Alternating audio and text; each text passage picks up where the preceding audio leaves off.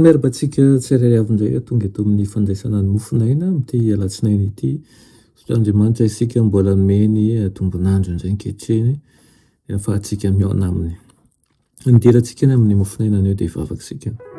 Itomba Andriamanitra eo tolotraianao ny dera ny laza ny atsa sy ny voninahitra. Misaotra anao izay fa mbola nifoazonao indray amin'izao maraina izao ary mba ny ahafahanay misitraka ny fahasoavanao. Misaotra anao manaiky iaino anay sy anamasina anay sady amin'ity maraina ity.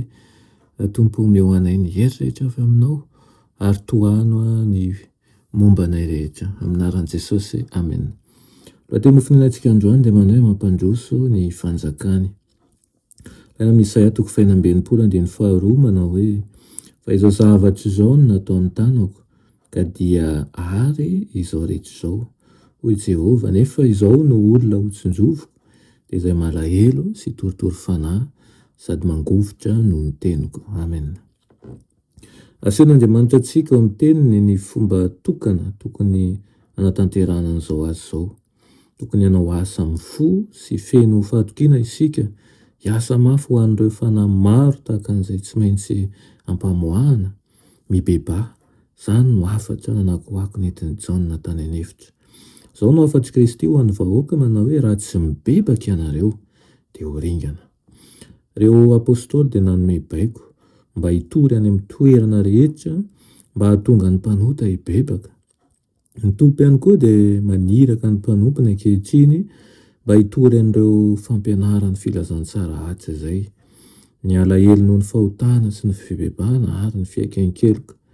Raisin'i Kristy ny fanahy izay manantona azy amin'ny fibebahana marina tokoa. Ny fotoritory sy mangorakoraka dia tsy mba ataony tsinotsinona.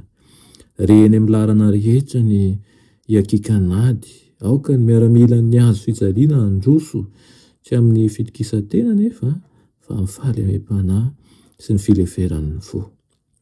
Ny asanao, ny asako, ny asantsika dia tsy hiato mandritra n'ity fiainana ity.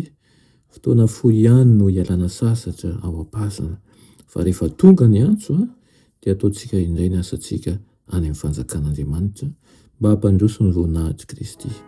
Ety an-tany dia efa tokony hatomboka izany asa masina izany. Tsy izay manafitra, tsy izay mahafinaritra antsika na sy izay mety ho tiantsika ny tokony mahasoantsika.